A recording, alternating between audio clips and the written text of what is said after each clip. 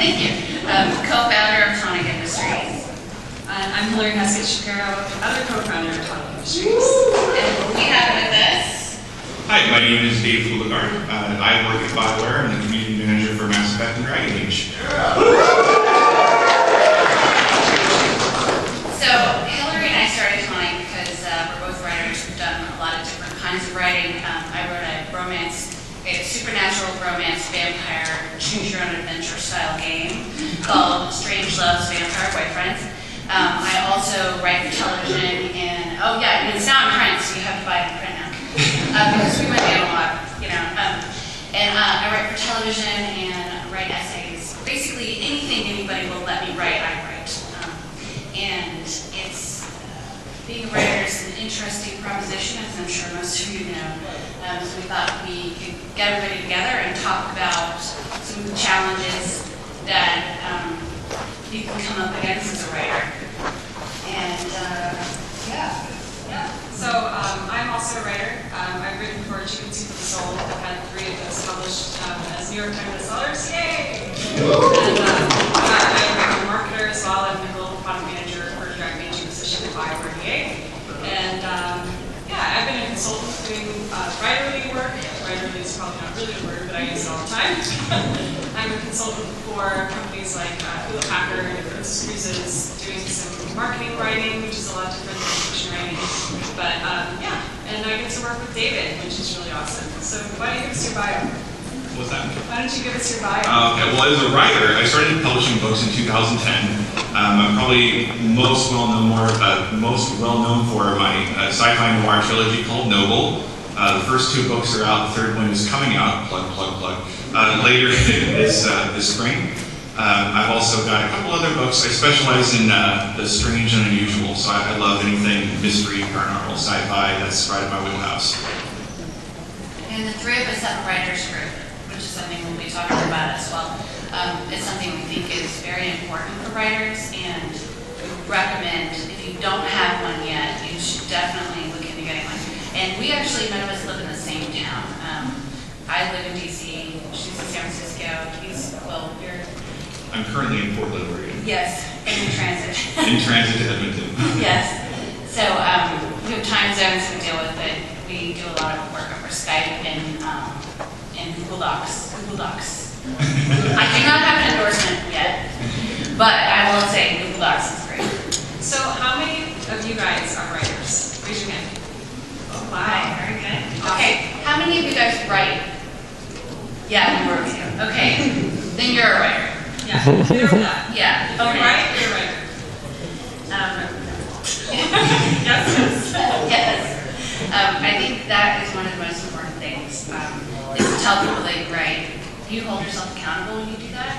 And also, it makes it real. I mean, if you write, you're a writer. And it's so hard to have sort of a solitary hobby or profession, because you're not around other people, and you can't really, I don't know, it's so immaterial in so many ways. It's like, how many pages can you hold up from your computer and say, oh, I wrote this? But it's important to have that as something to talk about. So, I mean, I guess the question is, like, when do you consider yourself a writer is kind of what you're getting at. And I think as soon as you have decided that you like to write and you're actively trying to make your craft better, that's when I really feel like that's that defining moment. There's a lot of people out there that say once you've written 10,000 words, that means you're a real writer. And you can go into the discussion about authorship and writing. I think that if you've written something and finished it and you consider it done, you're an author. It doesn't matter how it was published, if it was published, if you published it on your own, you got it traditionally published, whatever. If someone read your work, you're an author. So you took them on a journey, you have created something, you're an author. So that's just that. Do you have any thoughts on that, Dave? For me, I think it's once you have the passion and you know beyond all shadow of a doubt that you want to put words on paper, you are a writer. And that's really what kind of motivated me to do this, is just telling myself, this is what I want to do, I'm going to do it. Absolutely. Also, if you get a rejection letter, you're definitely a writer. I remember the first one I got. I was like, yes, this is real. rejection letters yet? Oh, wow. See, that's good actually, because you put yourself out there, and that's the thing, is it's so hard. And one thing that I think is really important too is to remember to separate yourself from the work. It has to stand beyond you. It has to be something separate from you. So if somebody says, I don't like this thing that you wrote, that doesn't mean they don't like you. It means that maybe they found something that you could do differently, or they don't get what you're doing, which is okay. It's really good to be misunderstood, right? Well, that's how new genres are created. So That's true. You know, if you take the risk and you write something that's outside of the norm, write something that you want to read. I think that everyone says that, but it's totally true. If you like writing if you like reading what you're writing, that's always a good litmus test. And then obviously when you share it with friends or share it in a critique group or share it with family or whatever, and they seem to like it too, sometimes there's a little bit of bias in there, especially if it's family. But like my mom thinks I'm like the best writer that's ever lived. But I love that about her. It's okay. So if you basically have something that's yours and people read it and you've taken risks, why not start a new genre? Why not write something that totally is out there and abstract? If you want to read it, write it. Well, this is such a good time for that. My mom's a novelist, and she's been published for a very long time. And it used to be, you'd go to a publisher, and if they didn't know where to put you on the shelf, then they wouldn't publish you. That was literally it. Well, we don't know where to categorize you, so forget it. Oh, sorry. Are you awake yet? But now, you know, they have so many ways of all the subcategories on Amazon. It's like you can go further and further and further down, and the little tags. It's like whatever you tag it with, it's like whatever you want to do. And I think it's an exciting time because there's so much more open.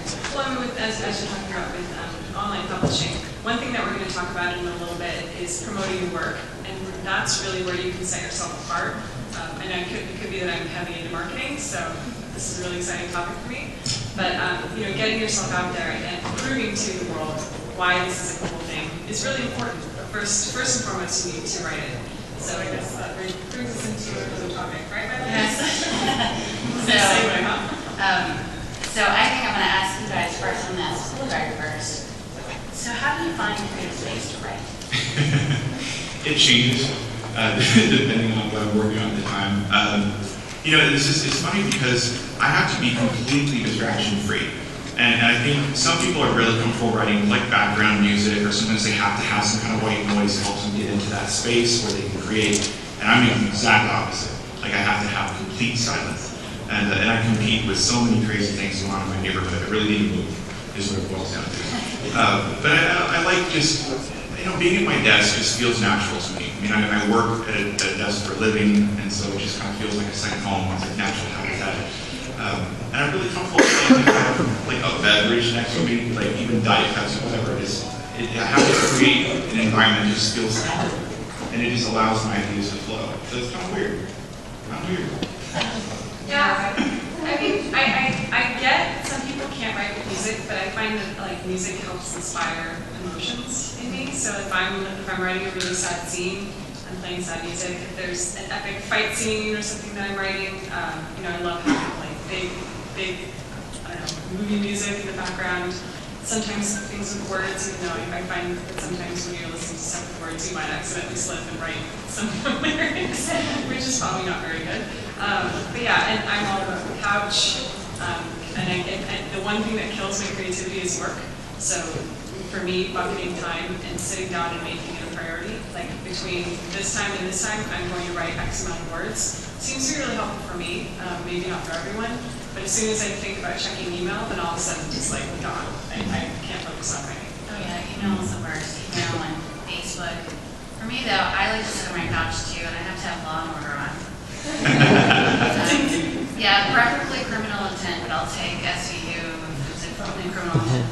And it's really good if it's what I'm seeing, so that I can kind of tune it out if it's there. And my dog next to me. But it's very hard to get that space. And I think that is one of the biggest challenges of being a writer and figuring out what exactly works for you. Because obviously, the three of us have completely different answers. Everybody does. And one thing in common is comfort, right? I mean, I think yes. it's absolutely, you must be comfortable whatever that is for you individually. comfortable pants are key. And beverages, I think, are important.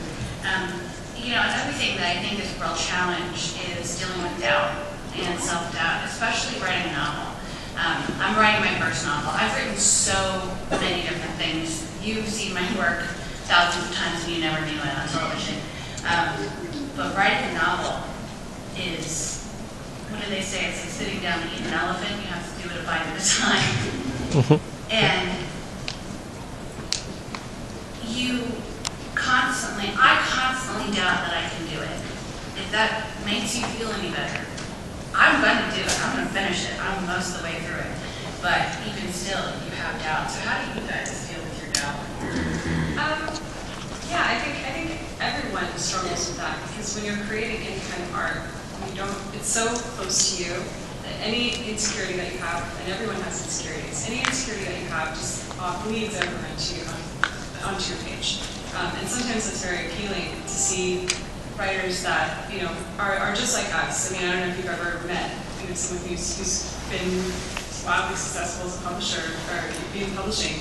They're just like us, and they have the same fears and everything else that we do. And it's really nice to know that as writers, I think because we are so close to our emotions, we get insecure. So the way that I kind of overcome it is I actually take a mantra from you that says, finished is better than perfect. And a lot of times it's really just getting the words on the page and finishing it and then refining. And that's a whole process that we'll talk about with critique groups. But the first draft is supposed to be bad. It really is. And it's really just about like getting the structure down, the character motivations down, the things the story from end to end, what you want to tell. So yeah, it's okay to be insecure and just know that there's going to be things that you're going to need to fix and it's going to be painful. And it sucks, it does, but at the end you'll be so happy that you did it. I've struggled a lot with doubt personally. There's so many people out there that want to write and there's a lot of competition. And some people view it as a contest and they can be very bitter and very spiteful and say things to try to throw you off your game so that they've got an advantage over you. And once I realized what a load of crap that was, it really helped me change my perspective and focus on what I know I can do. I believe in my skills, I believe in my ability to tell a story, and I'm not going to let somebody stop me from believing that. But really, it all comes down to finding people that you trust. You really need people that won't coddle you and support you and tell you everything you write is fantastic, unless it's Hilary's mom. You need one. You need at least one. And it probably shouldn't be family. But I mean, you want to have people to be real with you, because you're never going to challenge yourself, you're never going to improve if everyone just sugarcoats every piece of feedback they give you. So you need to find a balance. You want people that don't just crap on everything you do, and you don't want people that sugarcoat everything you do. So for me, I've known Hilary now for a couple of years, and she introduced me to Miellyn at PAX Prime. And it was really cool just like sitting at the restaurant talking to Miellyn, just met her like within minutes. And we're talking for half an hour about prose and story ideas. And it was just the most fantastic thing. It felt very, very natural. So I'm very fortunate to be able to write with these two very talented ladies here, because I'm already a better writer because I work with them. Oh, and he's the sweetest, and he's so good. So, we're lucky to have each other. And that is one of those things. You need to have people read your stuff. And you're right. People who are going to be honest with you. Just say, this doesn't make any sense, or this sounds stupid. You need that person who's going to see a spinach in your teeth, because you don't want to put it out there like that. You're always going to get feedback from the public, and you're always going to get negative feedback from the public, because that's just the way the internet is. Let's be honest. and try not to read your own reviews, because really that's the way the internet is too. But if you have a group surrounding you that can tell you, find a real problem with your work, you can work through things, and you can learn so much from their feedback. You all help each other kind of come to a new level. And I think that you can inspire that behavior as well. If you have friends with writers and are networking with other writers, and you offer to read their stuff, and you give positive and negative feedback. So if you're, always, it's like the feedback sandwich. It's like positive, negative, positive, right? Yeah. So, and that's what I call it. surprised. I like that. Thanks. But because there's always good things in people's work, and there's always some things that might need to be fixed. So if you can frame it that way and give them honest, legitimate feedback on things that they should be working on, but also let them know, because just like I know, I like to hear when I've done something really well. As long as you're honest with them and can give them both bad and good feedback, I think you kind of open the door at that point to be able to have that really honest feedback and relationship with someone. I think that's true. And it's true to find somebody who, in order to have somebody read your work, you have to read their work. It has to be reciprocal. Because I don't know who else is trying to go around and getting people to read your stuff. And if it's not another writer, it's very hard to get people to read your stuff. A lot of people will offer, but they won't deliver. Like, oh yeah, I totally want to read your book. Yeah, and then you send it to them, and like 8 years goes by. They're like, how'd you like that book? I totally finished your book, Hilary. Hey, there you go. You have to. You have deadlines. That can be really tricky. Okay, so then getting unstuck. Oh, yeah. So a lot of times when you're writing, it's very easy to put yourself into a corner. And it's really hard to, like, if you're the kind of writer that writes from start to finish and doesn't really have an outline, or just wants to feel the flow, you write that way. You can really have a moment where you're like, uh-oh, all my plot lines are now intersecting. Oh no, something's wrong, or there's a hole, or I don't know where to go from here. For me, the number one thing is, if I feel like that, like I walk away from my work and I pick up another story. Either reading, or watching a movie, or watching a TV show. All of it demonstrates the same kind of beginning, middle, end. And a lot of times just watching the structure of the story and being kind of scientific about it helps get your mind thinking in the right way, where you can come back to your work and go, okay, what if? And then sometimes it solves the problem. I'll give you guys an exercise that works for me. So how many of you have really messed up dreams? That's what I thought. Yeah, me too. Now, how can you also keep like a journal of some kind by your bed so that when you wake up you don't forget? Okay. If those of you who don't, I highly recommend it, and you will get some awesome stuff. And when you look at it months later, what the hell was I thinking? But something that really helps me is I kind of have this idea box, right? Like this imaginary box that stores every idea I've ever had for a story.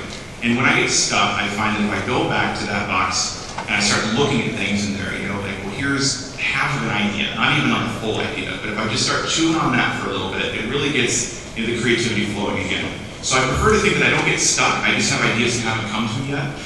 So if I work on something else, it really helps, because you're still keeping your brain active, and that's what's important. Like, don't sit behind your screen and just be mad and frustrated that you can't figure out how to move to the next part of your story or how you're going to connect one arc with another. Just think about something else for a little while, and you'll be surprised. Like once you start doing that, it's a really good exercise to come back and look at it with new perspective. That's true. I really like to go off and do something else. Laundry is a great one. Also, though, you find yourself procrastinating, right? So you have all the things that you're doing instead of writing, because who really wants to write? Let's be honest. I'd love to have written. It's completely different. But you do, say you have research that you're working from, or you have a scene that you need to write, and you sit down and you kind of work through what you want to think about, and then you go off and you think about it, and you do something else, and you do something rote. So you're working with your hands, and you're just keeping yourself just enough occupied that your brain can kind of work out those problems for you. Then you can come back and sit down. And just make sure you're ready to go back and sit down as soon as you have the idea, and you write it down. Don't ever trust yourself to remember an idea. Right? Always have a notebook, always put it in your phone, do whatever you have to do. Because I promise you, I've thought so many times, oh, no, I'll remember. No, I text it to myself. That's good. And then if I have an idea, I'm like, ooh, and then I send it away. And then I just know that it's cataloged there, and then I'll go through and read the text to myself. Do you do the voice memos? Yeah, I like voice memos. Yeah, voice memos are fun too. So then you have to transcribe them. It's like a whole thing. How do you manage all your data? How many files does everybody have these days? How do you keep track of all of your work? You have to have a system. And whatever it is, you just have to pick. I'm talking to myself too, by the way. I have ideas like across everything on my phone, on my iPad, I have 17 notebooks on my shelf and my computer. But, you fortunately, you can search these things. So, something else that you might do, just because you're not writing prose doesn't mean you're not writing. So if you're stuck, and you can do something like create character sheets, which is something I like doing. Everything from their name, their birthday, what they carry in their purse or pocket, what colors they like, what's their overall motivation, just to get closer to the characters. Because sometimes if you really dive deep into these made-up people, you get ideas. Or you can start plotting. You can start thinking about outlining the end. Or no one's saying that you ever have to write chronologically. You can absolutely write something that's in the future. Just remember to tie it all together. I have a confession to make. When I was reading your book, you got me thinking about what was in their pockets. Oh, really? Yeah, because you told me about your character development process. When you weren't talking about what was in their pockets, I was thinking about it. So actually, I can't write that because that'd be really bad. And then Nathan opened his pocket to find. It was and there were nothing in his pockets. But that's a character detail. The fact that he has nothing in his pockets. Indeed. But I think probably the games is that you write with great. But you write with a really great detail. There's a lot of description there that's nice. You get a good sense of who the person is. And I had a writing teacher who always used to say, you can leave out what you know. You can't leave out what you don't know.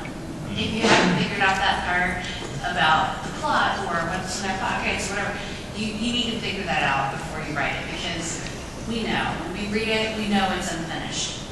And it's about doing a lot of good thinking. And I find that if I find things that inspire me, for me in particular, it's Firefly. I love the way that they write Firefly, and I always feel like it makes me want to be a better writer. Or playing video games. There are a lot of different things that you can do where you feel like, okay, well, I'm not supposed to be playing video games, I'm supposed to be writing. But you can actually learn a lot about story from these things. And if you're paying attention, you can learn from all sorts of different sources. And so don't feel bad for playing video games. If you take one thing away, that's the thing I want you to take away from this film. We love video games. Yeah, don't feel bad for playing. So let's talk a little bit about self-publishing. And one thing we can talk really, Hilary talk about this, because he has, how many books out now? This will be 5 full books. Wow. 5 full novels published. And it's a challenge, but it's a really interesting, great thing that you can have a direct line to public. Talk about that a little bit. One of the things that didn't occur to me before I started writing books was how much of a team atmosphere there is, because I'm just the author behind the words, but there are people that can design beautiful covers. There are people that can edit and make my words sound worth reading. There's just little simple things, but it is so awesome. You work with beta readers and so many different things. But self-publishing is so much easier now in 2014 than it was in 2010 when I started, and it's only 4 years, but a world of difference. And you can literally publish something from your smartphones nowadays. There's so many easy ways to do it. And I think that the challenge is just believing that you can do it, because all the tools are there, right? All you need is what's here. And find yourself a really good artist, find yourself a really good editor, and everything will just fall into place. Because getting it published, that's just formatting. That's nothing. All of the stigma attached to putting something out there is gone. Oh, absolutely. Most of the traditionally published authors that I know are doing self-publishing now. And they talk about how much easier it is because they don't have to wait so long for a publishing house. They don't have to, they were promoting their own stuff to begin with. And I'm not saying that traditional publishing isn't great, but indie publishing is so, like you said, so much more accessible than it ever was before, that it's absolutely an option. It's a great option to investigate. Just you gotta make sure you get an editor. Yes. Invest in that. Find that, because that is, in my opinion, the most important thing. Well, even if you are self-publishing, you should be talking about your work online. You should be striking up relationships with people in publishing, like agents and whatnot. Even if you're self-published, and if you are going the traditional publishing route, that work that you do with your online platform is something that they judge you on. So if you're able to do that already, that just gets you that much further ahead than the writers that haven't done that yet. Something as simple as making a website or a blog and putting up content that's focused on writing and just some interesting things that are shareable. You don't have to have 10 million followers, but just to have a high engagement rate where you're talking with people and networking with people, you'll find that you'll make really good connections with just other writers and be able to trade critiques and things like that. If you're not already doing that stuff now, you totally should, because it's such a great way to share what you're working on, and whether you're self-published, you'll rely on it, and even when you're traditionally published, the publishing houses, they don't do the marketing for you a lot of times, so it's really up to you. They'll give you some support, but they really do, the onus is on you to sell your book. Absolutely. And I think too, if you haven't heard about this, a lot of the publishing houses are looking to indie publishing for their books. 50 Shades of Grey was self-published. How much did she make? Like $5 bajillion or something? It was a lot of money. It was a lot of money. And I can't stress enough, the most important thing is to make sure that when you put something out there, believe in what you did, but make sure you have the highest quality product you can get, because it is on us as independent authors to prove that people that believe only traditional publishing is going to give you a quality book. It's up to us to prove that that's not true. Yeah. And I know a lot of independent writers that do publish high quality books that are always overlooked by traditional publishing. It's not about whatever's hot at the moment in the marketplace. And we have an obligation to make sure that as customers, they're getting a great book regardless whether it's independently published or traditionally published. So don't go out with anything less than your best. You're just hurting yourself. But once it's out there, let it go. That's so hard. Because, just like that. But it's so hard to know, to not try to go back. Once you publish something, move on to the next thing. And that's something that's really important is your output. That's another thing. The more books you have up posted, the better you are. The better out you are with getting attention. People will be more likely to buy your books. I know that a lot of readers will only buy ebooks if they know that there's another one after it. Well, at the same time, though, Stephen King in his book on writing, which I highly recommend, the best book ever.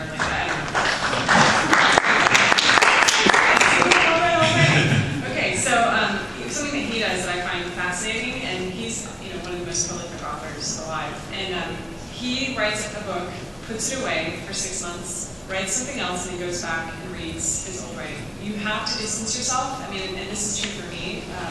You have to distance yourself a little bit and throw yourself into a different world, because it's so hard to kill your baby. That sounded really bad. Wow.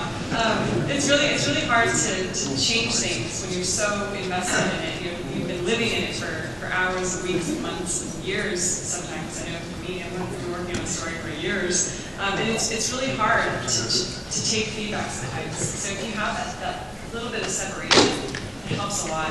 Especially if you can get yourself invested into another world, then you have a little bit more objective point of view.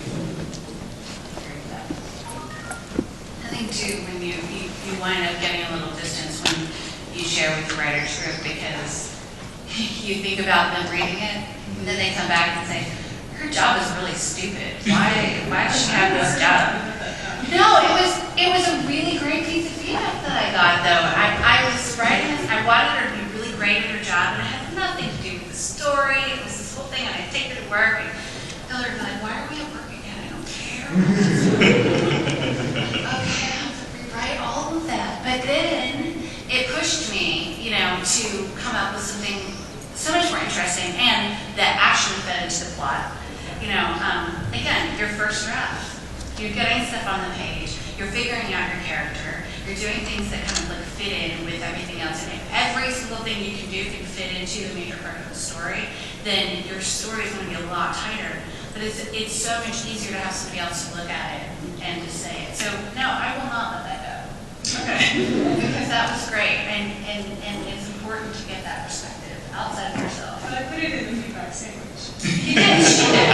She said really nice things before and after, but that's all I heard. So, yeah, that was really bad. So we talked a little bit about promoting your work. Talk to me, you guys, about putting together your own website. How does it start? Are you at all referring to davidboulevard.com? Maybe. Well, I think that, self-promotion is kind of it is necessary, especially if you're doing independent authoring.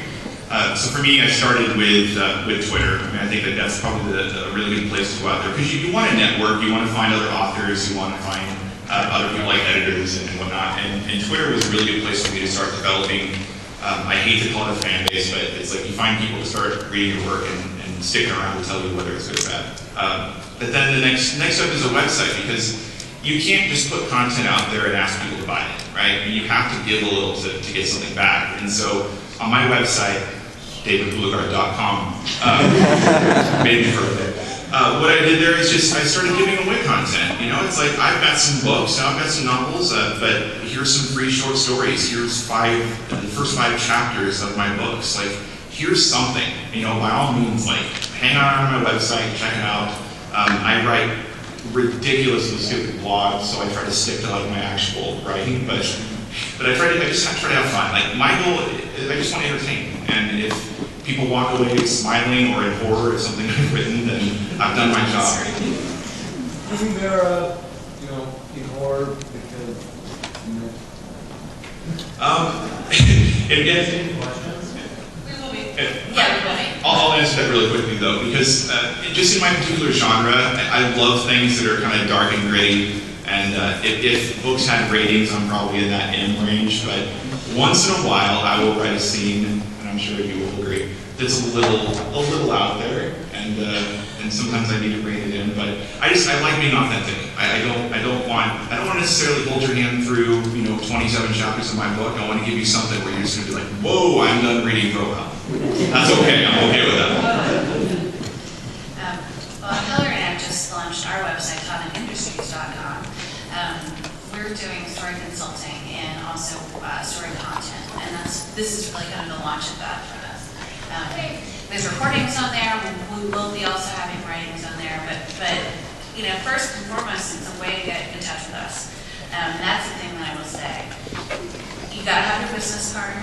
You gotta have your URL, your Twitter handle, your email address on there for sure, and make sure that all that information is easy to hand over to somebody, because you never know who you're gonna meet someplace. And if they're able to then go and look on your website and it's put together nicely and it's edited, and if you don't have any typos, hopefully. You don't have typos on yours? But I think it goes back to kind of like we were talking about critique groups. You have to give to get. So a lot of times if you can bring in, if you have a blog, it's really awesome to meet other bloggers and bring them to do a guest post on your site, and vice versa. It gets you more exposure to the people who go to that person's site, and you're also giving as well. It really is a community, the writing community, so we have to treat each other nicely and not try to compete so much, and my art's better than yours and all that stuff. We can really help each other, like David was saying. We can raise the bar for those indie publishers like us, if you guys are self-publishing, or it just makes you stronger as a traditional publishing candidate. So it's really about giving and get. I would say one other thing about promoting is that you really want to stay in touch with like things that are changing and evolving, because you want to find new and unique ways to bring people in. Because let's face it, right? Like, sometimes people will look at you with this confused look on your face when you say, "Have you read this book?" And they're like, "Boy, what the hell's a book?" So you want to find ways to encourage people to maybe pick up a book, and if they don't normally do that kind of thing. And so, how many of you guys have heard of Story Nexus? Okay, so Story Nexus is a really cool free tool you can use to basically make your own video game. So I took my first book and I made a video game out of it. And it's all text-based. It's like an old school choose your own adventure book. But it was so much fun to do, and it allowed me to also, in addition to getting content of my book out there, but I learned how to use some development tools. So New skill. And with that, that's great. And stories becoming so important in video games. There's a lot of crossover. I mean, I wrote an interactive novel. It's a video game. You have achievements and you have all sorts of things, like gameplay elements, but it's a book too. And so, and the tools are out there, you know, and you can start doing this yourself and putting it up there. One thing that Hilary said earlier made me think that too, when you're talking about interacting with the community, please stay positive. Please do everything you can to be kind to everybody and don't talk about anybody bad, because you never know who's going to be your next employer or the next person who might be able to give you a hand up. And if they saw you spouting off something nasty on Twitter last week, you're probably not going to get a good opportunity from that. Yeah, you never know who's going to host a panel at PAX and invite you. It's true. It was nice to us.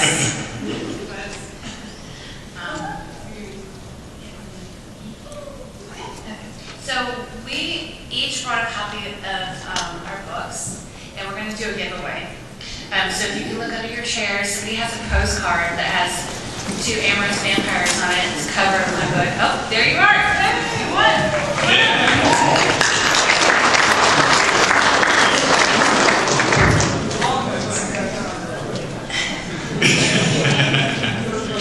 Matt, absolutely. Thank you. Nice to meet you. Okay, and then we're doing one other giveaway right after the question and answer, which we're going to start Q&A here in a second. So we wanted to tell you now so you can start thinking about it. As we mentioned in the program, we're giving away a critique of a proposal of some sort, written proposal. We're going to have people come up at the end and give us their best 2-line pitch for a story, and our favorite will win. So start thinking about that, and we will start taking questions. Oh, come on, there's a mic in the middle. Then we can hear you. Yeah, feel free to get someone lined up. Hi.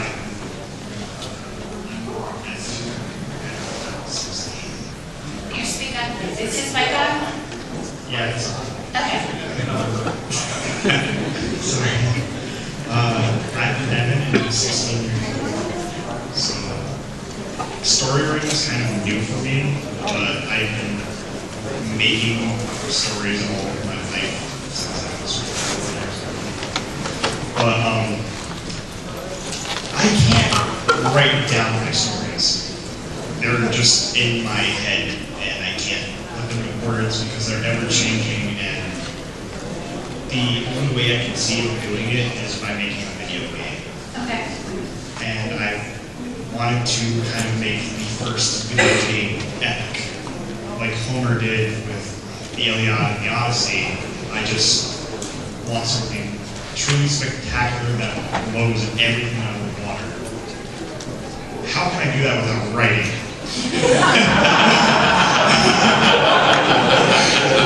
That might be my favorite question. You can't. You gotta write it down. Like, you can do voice software, you want to dictate, but you're gonna have to get it down on paper somehow because you won't be able to communicate with people if you don't. Is that enough of an answer? It's not the answer I wanted, but I mean, do you do any video editing or like painting, or are you really good at Photoshop? I mean, there are other ways to give information and you can make it more visual. But I just tell my story. That's it. That's the only way I can really do it. But when you tell your story, do you have a beginning, middle, and an end? I don't have an end so far. It keeps me on. Well, maybe if you recorded yourself telling a story and then try and describe it, that would help. Because I actually know a lot of writers that don't like the experience of writing pen to paper or typing. They actually have to sit with a reporter, tell themselves a story, and then they use that and go back and type it out. The other option is you could find someone to write it down for you. Yeah, so a ghostwriter might be a really good option in that case. Yeah, so you can kind of tell them the story and they can help you craft it better. But eventually, I don't mean to be totally old school on you, but eventually it's going to have to be in some form that someone can read it. You know, because they'll have to be able to put it into the game. Thank you. I love freaking public speaking, so. That's part of the problem. They say you're your own worst critic, Yes. but I have both edges of the sword. I hate both good and bad criticism, because someone will praise my work, and I'll say, no, it's not that good. But then someone will criticize it, and I'll say, fuck you, it's better than that. You're definitely You're right about that. I kind of came into sort of internet fame with a story I wrote. I don't know if anybody knows Slenderman, but I wrote the short story Tall, Thin, and Faceless. It got really big. There's people on YouTube who will read it, and they have like tens of thousands of views. And I don't like it. But I also don't want to be anonymous. What do I do? Well, you gotta let go of that story. I mean, it's out there. It's done. It's. I at this point in time, I'm almost 22 years old. I consider it my magnum opus. As it is so far, all my other work's crap. How do I get over not liking either side of criticism? You got to stop listening to the criticism. Just block that part out and just write. But then how am I supposed to get better based on criticism? Okay, I think we need to reframe it. So you don't like the criticism of the work that's already out.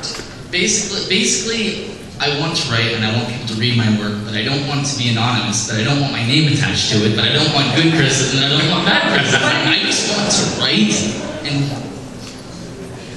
So what about a pseudonym or a pen name? Well, that's the thing, it is under a pen name. But then how are people supposed to know it's me?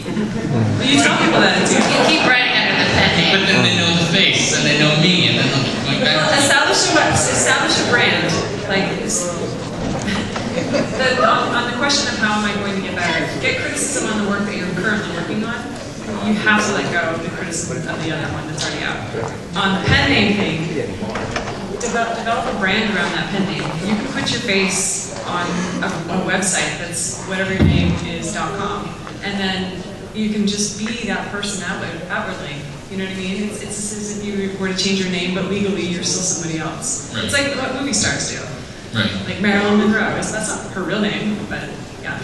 Also, nobody look up my story. That was a terrible plug. Please stop. I already wrote it down. But that's, yeah. Good luck. Hi, like you guys, I'm a huge proponent of having a writing group. I was fortunate to have a local writing group that I can depend on and bounce ideas back and forth, and that's fantastic. Also, they make me feel really bad when I don't submit a story that month, so I feel bad and want to write more. So there's another thing for that. I want to make sure that I give good feedback to them when I'm looking over their work, and I want to make sure that I'm giving good effective feedback. What do you think is the most effective in a local writing group setting for that? I think, I'm sorry, I'm going to jump in and answer the question. Do it. Obviously use the feedback sandwich, no, but I'm the TM. Had to. But yeah, I mean, I don't like when people give advice like, well, if I were writing the story, I would, because it's not true. You're writing the story. So I think giving some feedback like, have you thought of doing this? Or maybe, I don't know if that character would actually do that. You know what I mean? I think for us, in our critique group, we talked about this before, but one of the best things that you can get out of a critique group is someone who understands your character almost as much as you do. So, you know, when I think it was on the podcast, we talked about this, right? Yeah. Oh, you mean the podcast at boulevardbooks.com? Okay. So on the podcast we talked about, I think there was a piece of feedback that I think one of us somebody gave to you or you gave to us, I don't remember. But it was like, yeah, I think that the character would totally not say something like that. No way, he wouldn't say that. And if you get kind of, if you're advocating for the story and not because you think you're a better writer, I think as long as you're framing the feedback in that way, you're really just trying to make the story and the characters stronger. You're not trying to rip it apart. If you come in at that angle, I think it's much easier for the person receiving the feedback to understand. Plus, I think they'll be super excited that you're in the world with them. So. I agree with that. You have to come into it with respect, and of course. But also, I think you're right. You you have to get past how you would have done it.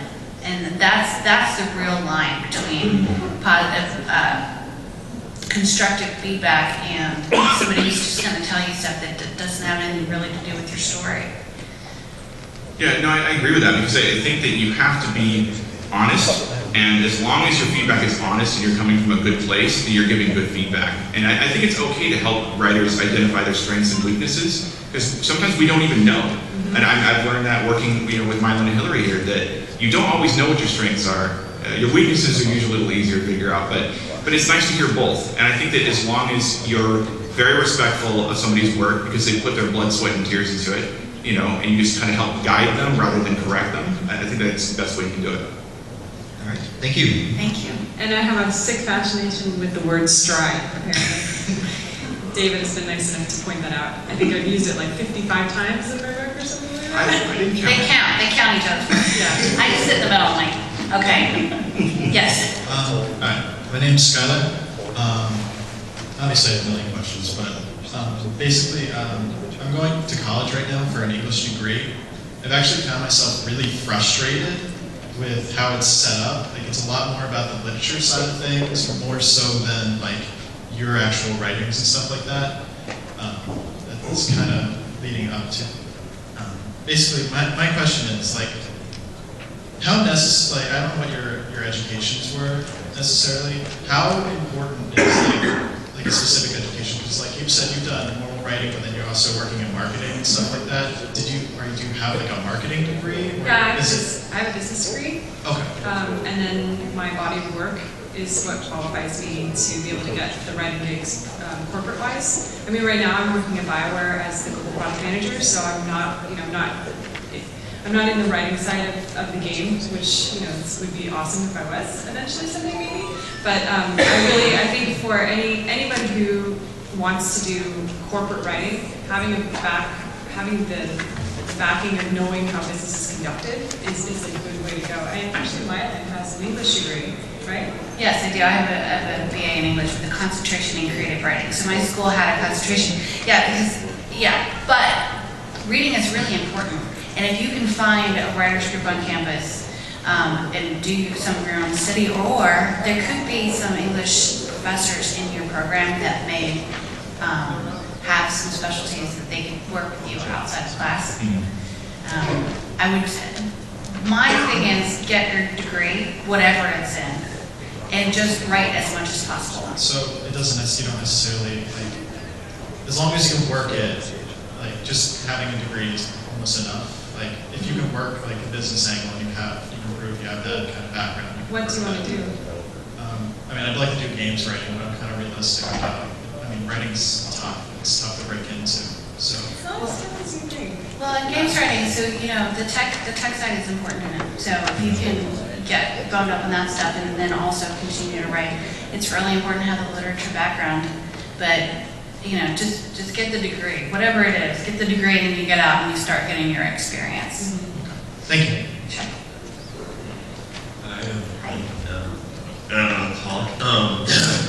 But I was wondering, I'm from more of a screenwriting background, and one of the big things that we talked about was like where you start. Do you start with a character? Do you start with a scene? Do you start with just a plot idea?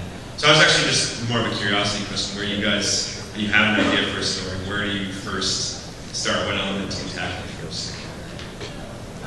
I start with an outline. Like I have a kind of a general overview of what I want the story to accomplish, and it can be super simple, just a very basic beginning and end. As long as I know those two things, the rest will kind of fill out as I go through.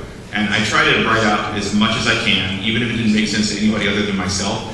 I'll just write out as much as I know about this story. And as I go, it tends to spark other ideas, because I end everything with what if. And that's kind of how I challenge myself, because I'll have an idea, I'm like, well, that's great, Dave, but what if this? What if this? And from there, I've got a full page ready to go. And then I start putting that into summaries of what that story is going to accomplish, and then I put it in order that I want it to go, and then I start writing.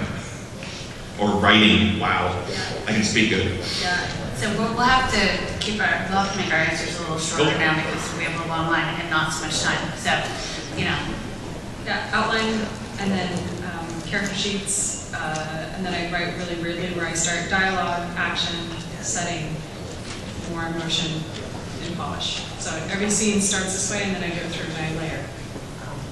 I'm weird. Thanks. I like usually writing sci-fi, but my biggest problem is like fleshing out the universe itself. Like, what is the best way to like go about something like that? The best thing about sci-fi is that you own the rule set. So own it. I mean, whatever you want to do, like tell the story you want to tell. If you want to play within the boundaries of